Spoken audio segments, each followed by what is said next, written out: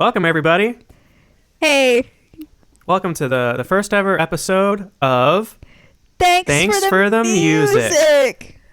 My name is Decker. I'm Hannah. We are going to be talking about some music. Surprise, surprise. Yes, that both of us like. So one of us is going to talk about the music that we like. Mm-hmm. Then the other person's going to talk about some music that they like. And we will do some trivia at the end. It's straightforward. It's easy. Yeah. Yeah. And this is our first ever episode. We're keeping it casual. All right. We're Play the theme keeping it music.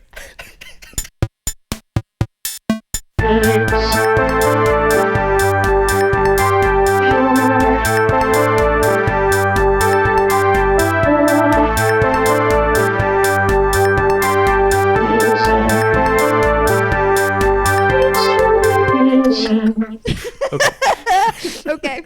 There we go. We did it. Okay. Cool. So we're on the other side of the Yeah. cold open. Great job. I gotta ask before we start. Mm-hmm. Well, I'm podcasting right now. Excuse me. I'm podcasting. Hey, before we start, are you drinking a seltzer? I am drinking a seltzer. Tell me what seltzer you're drinking. So I'm drinking got today? a key lime LaCroix. Oh, I hate those. This is off to a bad start. Definitely not my favorite. It's that hint of vanilla. Ooh. Ugh. Yeah, you're right. It tastes like just like chemicals, like scientists in lab coats, like we're just mixing chemicals, being like, this kind of tastes like key lime. Yeah, it sucks. All right, great one. What are you drinking? I'm currently drinking Topo Chico. Hell yeah. Yeah. That's much better. Someone the other day called it harsh. They're like, it's water, but it's harsh. That's exactly what it is. That's exactly what it is. And okay. it's great. I was just doing a seltzer check-in. I feel like that could be seltzer. a bit. That's our Play bit. that seltzer check-in theme music. It's the seltzer check-in theme music. What are you drinking today? LaCroix Lamb, bubbly mango, or are you drinking something different? Here we go. There's our first bit. Okay. Yeah. So we have not decided who's going first. Should we is there a coin to flip? Is there do we want to go based on pick a number? Do we want to go age, birthday? What letter does your artist begin with? E. Okay, mine was A. I guess I was bound to win. I didn't think about that. Okay. Then go right ahead. Okay. Okay, so today I will be discussing the Italian electronic musical artist Alessandro Cortini, best known for his role as keyboardist and multi-instrumentalist for Nine Inch Nails' touring lineup. But I'm going to focus on his solo albums. Okay, cool. Are you familiar with him at all? No, I understand that Nine Inch Nails is an entire band, but to me, Nine Inch Nails is just Trent Reznor. Well, I think officially, it's just him and his friend Atticus Ross. Trent Reznor and friend. I think there's just two of them, and then. Oh, so this Italian person. Repeat the name for me, please. Cortini? Alessandro Cortini. Alessandro Cortini. So he's part of the touring band. Yes, exactly. Gotcha. He did. I think eventually he did do some studio work, maybe collaborative writing with some of the albums, which I'll get into in a second, I guess. So I'll just give a little bit of more information about him, and then I'll play a little bit of the song, which I guess I should send to you. Yeah. Right? Perfect. Okay, so Alessandro Cortini, he was born in Bologna, Italy.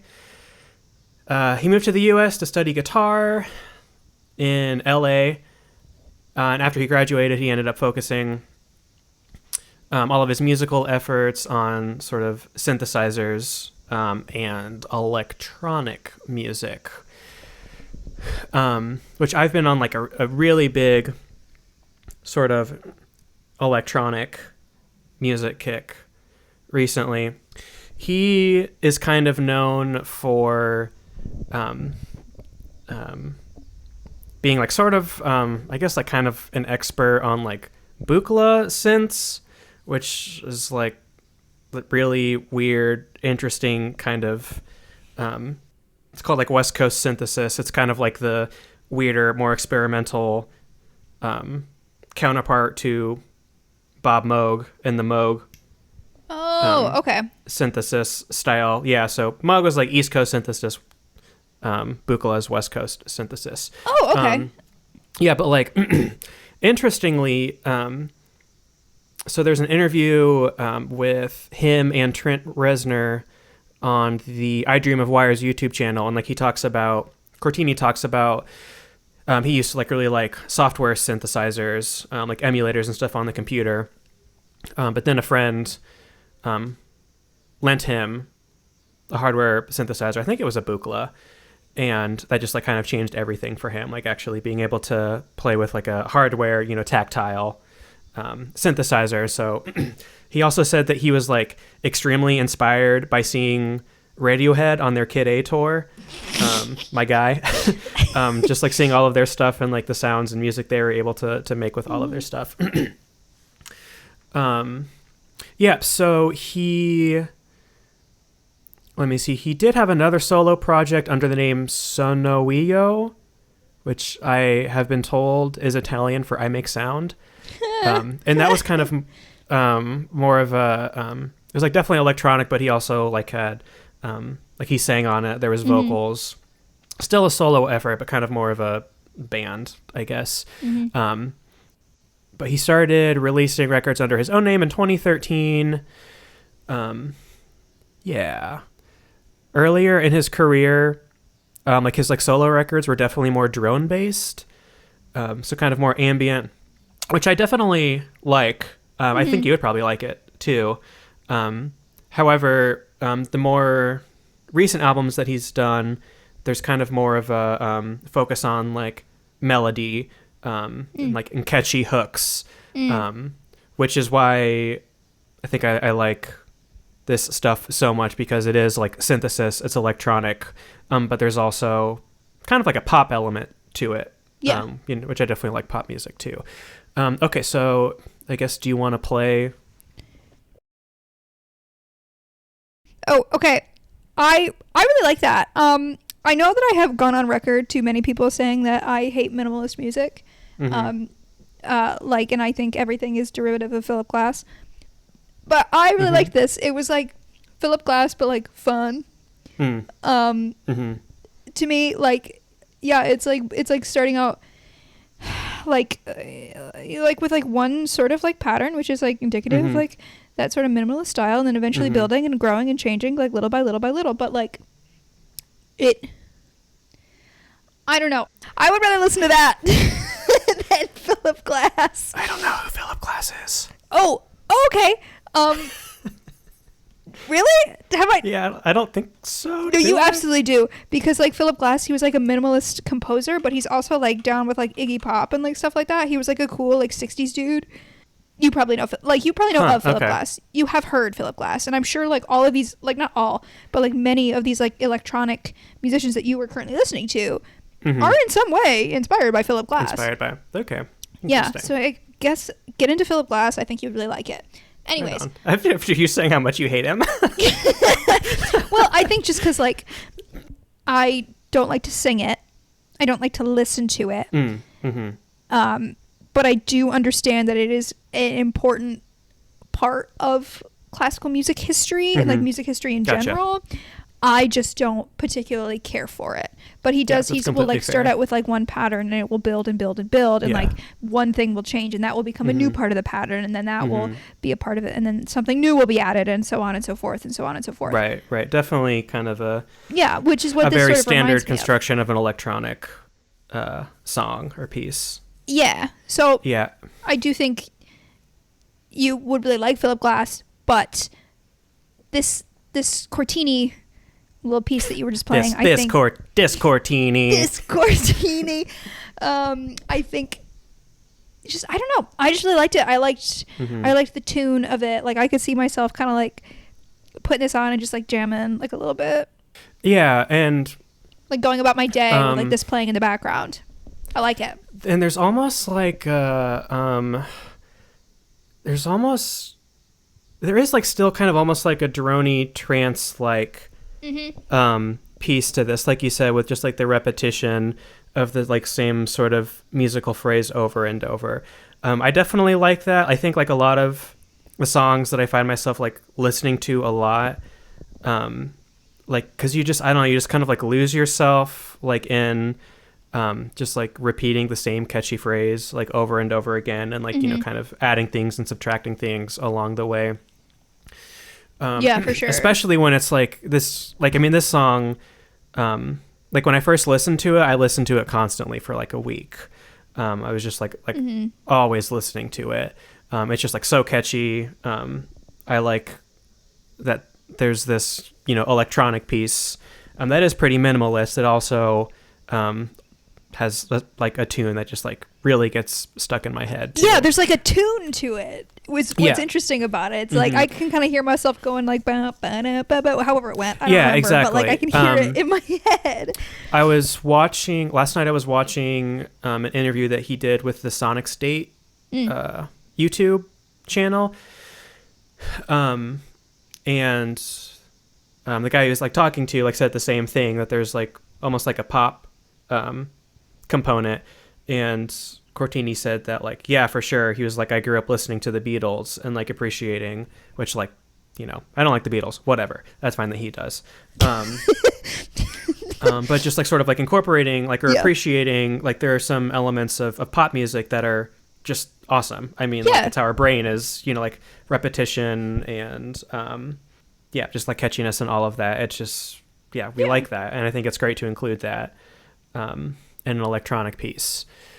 I also like Cortini is also kind of like just like the way that he approaches his songwriting like gives me hope for my own songwriting. Like I kind of like see him and Trent Reznor as like opposites, because like Trent Reznor is like a musical genius. Yeah, for sure. Like the theory that he has, like the musical theory that he has a complete mastery of is just incredible. For sure.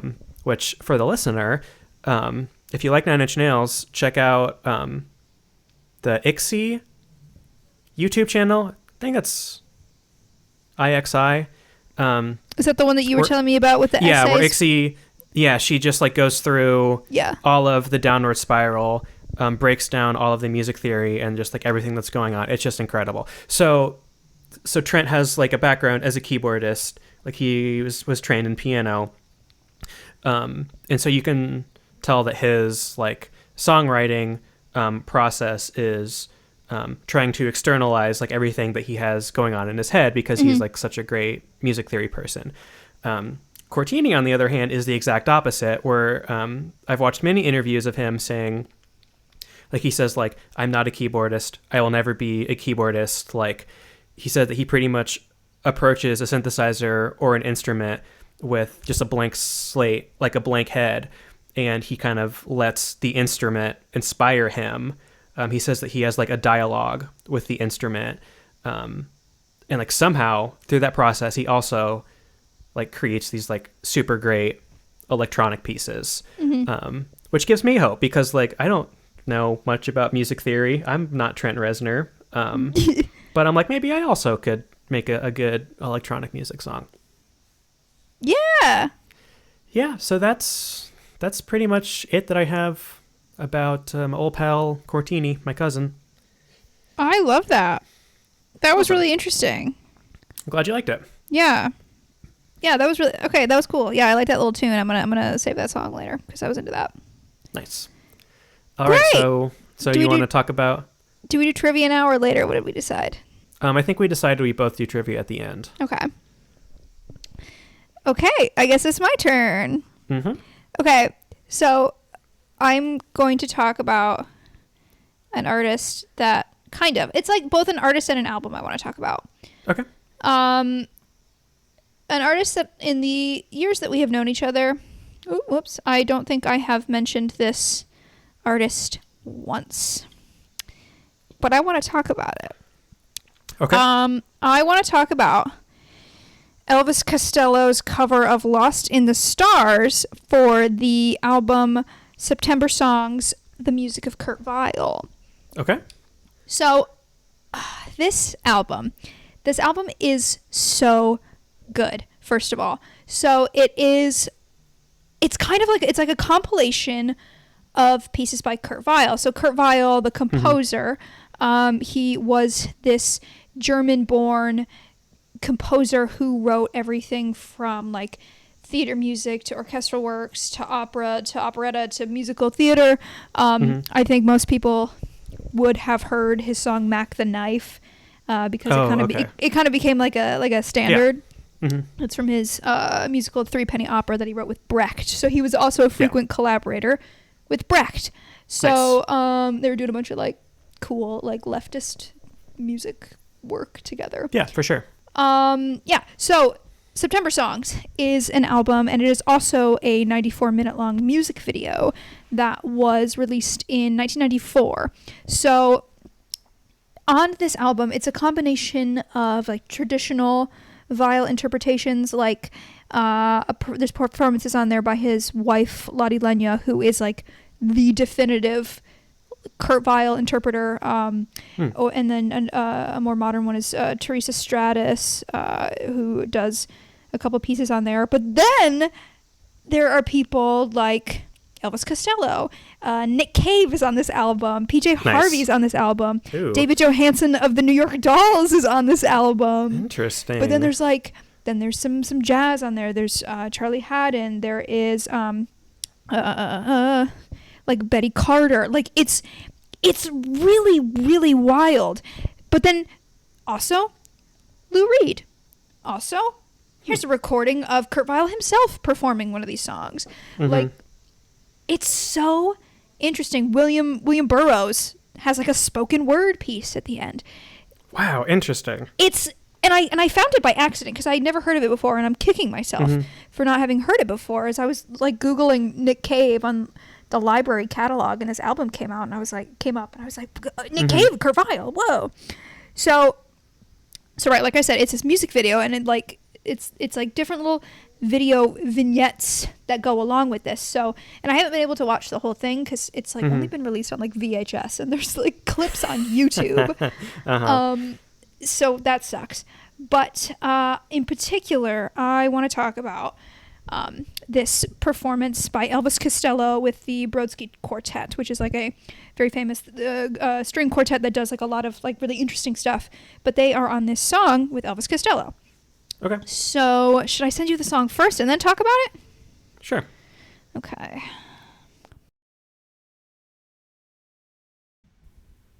Nice. Isn't it just, it's so heartbreaking.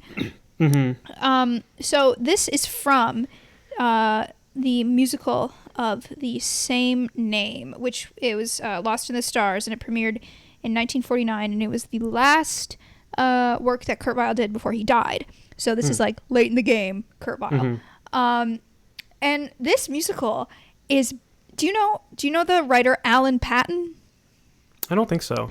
So he was this anti-apartheid activist in like the sort of the beginnings of it, and he wrote this this novel in 1948, which like was then immediately turned into a musical called Cry, the Beloved Country. So it's this story. I'll talk about the musical more. So it's the story of it takes place in this South African village in 1949, and there is this black Anglican priest. His name is the Reverend Stephen Kumalo, and so he learns that his sister is in trouble in Johannesburg. So he goes to help out his sister, but he's also looking for his son Absalom, who works there. So he finds Absalom, and he like takes him out of jail, and Absalom is like, well, I'm gonna go steal some money so we can get out of the mines. And he kills, something goes wrong, and Absalom ends up killing a man named Arthur Jarvis, who is a white friend of his father. So Absalom is jailed. Stephen has this like crisis of faith, and that's where this song comes in. And so he is like having this moment of like, you know, is God really there for us? Yeah. And so eventually in this musical, he doesn't want to, he knows that his son could either tell a lie and live or tell the truth and die, is what Wikipedia is saying. So he like leaves the church, and then Stephen and the father of the murdered man become friends, and they like, in spite of everything, these two people in South Africa, they become friends, and that the friendship that blossoms out of this is like how it ends. I do believe in the novel it is definitely a bit more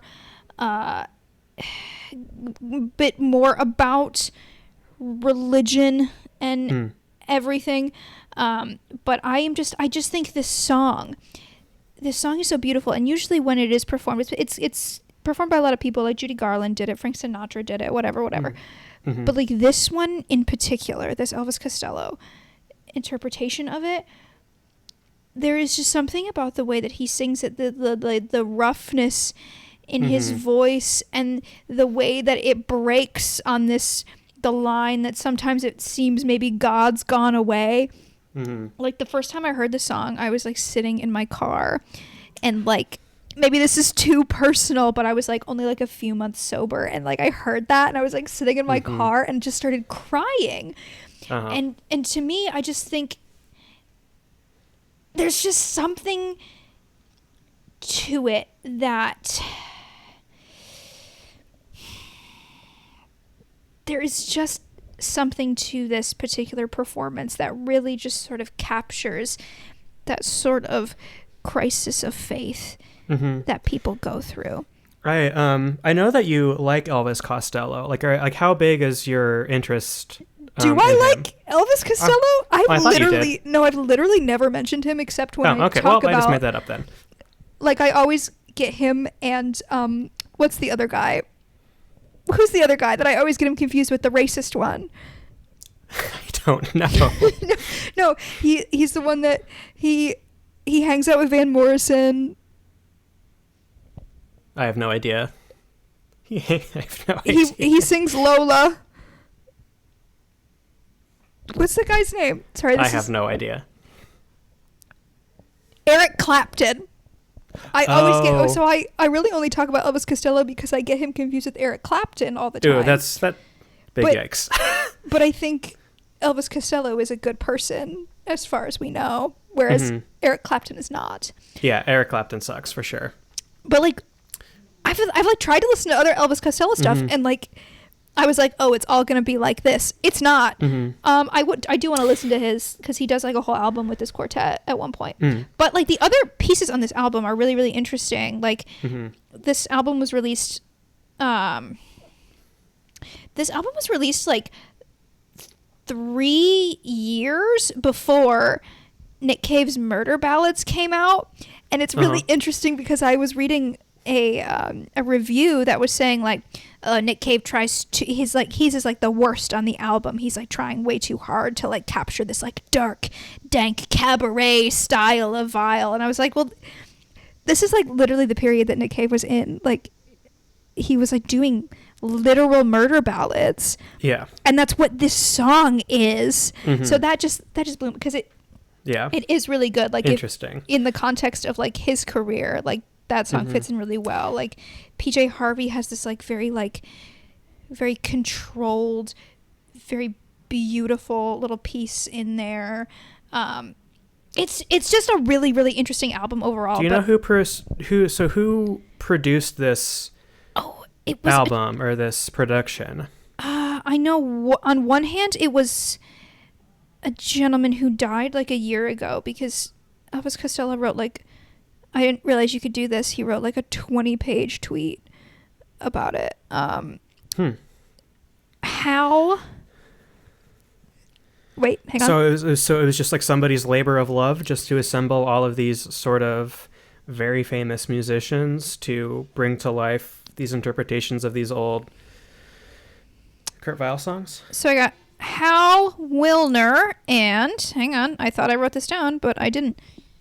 September Song. That's how Lou Reed sounds when he sings it. Uh-huh. September Songs. You know? Beautiful. That's my Lou Reed impression. Lou, is that you? He's here. September Song. Okay, September Songs. Will you just please... God. I just want the Wikipedia page. Oh my... Is my segment going really well? Yeah, you're doing great. Okay, so it was produced and directed by Larry Weinstein, and Hal Wilner was the director. So Larry Weinstein was the person who did it. And it's sort of a follow-up to an album that was just like Lost in the Stars, the music of Kurt Weill, which like some of the stuff was taken, like I think the Lou Reed song was off of that and other things like that. But okay. So yeah, he sort of... The Wikipedia is saying the majority of his films center on musical subjects and the depictions of the creative process, while his other subjects range from the horrors of war to the pleasures of football. So good on you. Good on you, Larry. Yeah. I mean, because I'm sort of focusing just on Elvis Costello right now. Yeah. Because I would just be very interested to know in what the process was like. Like, I wonder, like, did Elvis Costello choose to sing this sort of, heartbreaking crisis of faith song? Because, like, honestly, I mean, you saw me. I really couldn't help but, like, kind of chuckle. Because, like, Elvis Costello to me is just, like, the prototypical, like, nerdy punk dad. Like, just everything about him is just like, like the glasses, the hair, and he does an excellent job singing it. Like in the video, it seemed like he was like, okay, I'm going to act with my face and my right hand, and that is it. Like because like for some reason his like right hand and arm are always in frame, and then he like will move it and then bring it back and then move it. So this is really actually interesting because now I'm on. We're deep diving here. Play that deep diving theme song. Let's take a deep dive. Let's take a deep dive.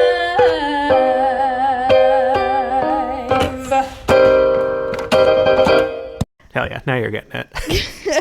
So Hal Wilner, which I guess I didn't realize to what degree Hal Wilner like did things. So he produced like a ton of these like concept albums and like tribute albums. So that's like kind of his thing. Like he has like these like 2 different Kurt Weill albums. He has a tribute to Thelonious Monk.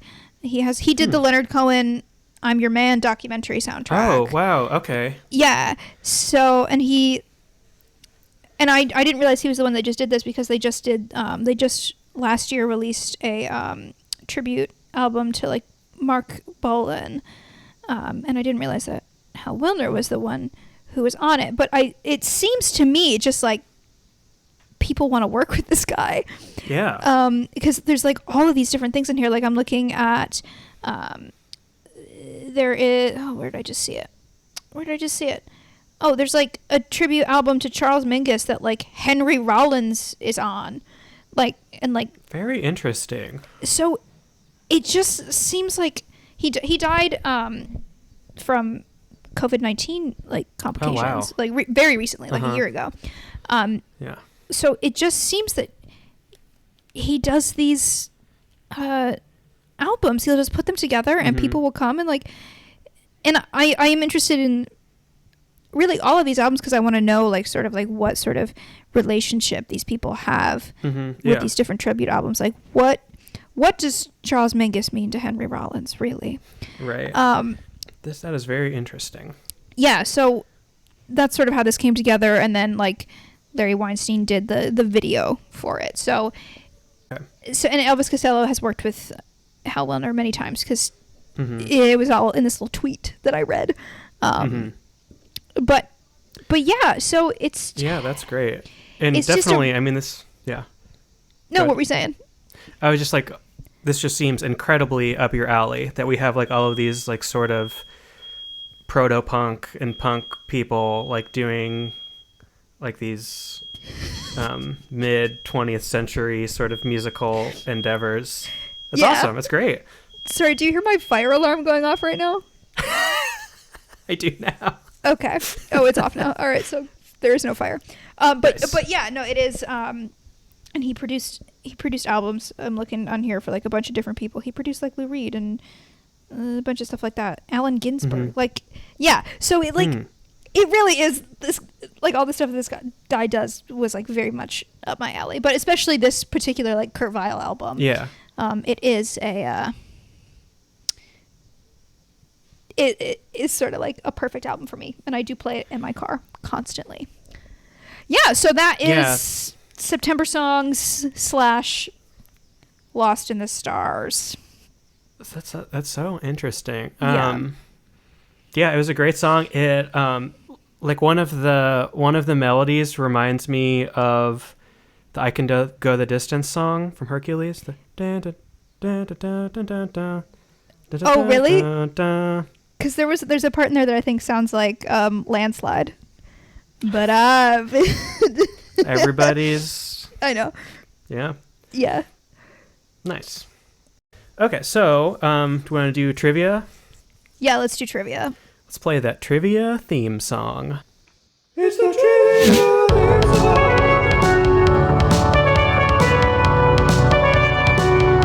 The trivia theme song.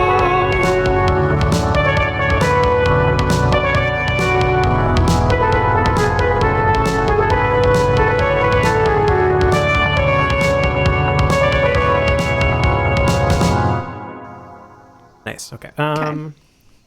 Okay, so I will go first, I guess. Yeah. Okay. I feel like there's no reason that you will know either of these questions. With which noise group did Alessandro Cortini collaborate and release an album? Full of Hell, Boris, Sun O, or Merzbow? Oh, I like some of these. Mm-hmm. I was actually I didn't know I would have options. I was gonna guess because I know like one Italian noise band. Boris, because I like Boris. It is Merzbow. Oh, that was gonna be my other guess. Ugh! Yeah, they released an album together in 2017. Oh, Yeah. that's very interesting. Uh-huh. Do you want to go? Yeah. Okay. So this is a dumb trivia question. Love it. Okay. So, and I actually don't Does have. Elvis Costello wear glasses? Yes or no? Mine is also doesn't have multiple choice. It's a true or false. True or false? Hang on. True or false? Is American singer-songwriter Kurt Weill named after the composer Kurt Weill? True. False. It's just a coincidence. It's just ridiculous. a coincidence. Yep. Absolutely not. Yep, that is his Christian given name. Is Kurt Samuel Weill, Vile. Interesting. I mean, do the parents do it though? Like, are the parents big vial heads? It's his real birth name, and the similarity is a coincidence. Here, let me check these sources. Okay, these articles are long, so I'm not going to check these, but there are sources on Wikipedia. Mm-hmm. Yes, the name is purely a coincidence. Full disclosure, when I don't know when this would have been, but like several years ago, when you like would first talk to me about Kurt Weill, I thought you were talking to me about that guy. So DePaul was staging a full-length opera by Kurt Weill, American singer-songwriter. I put the pieces together eventually. Yeah, because you have seen a Kurt Weill opera. Mm-hmm, I have. Yeah, Nursemaid Yes. number 1. Okay, yeah, so that's my trivia. okay, I've got one more. Oh, Okay, Cortini contributed electronic production to a song by which pop artist in 2010? Christina Aguilera, Lady Gaga, Katy Perry, or Miley Cyrus?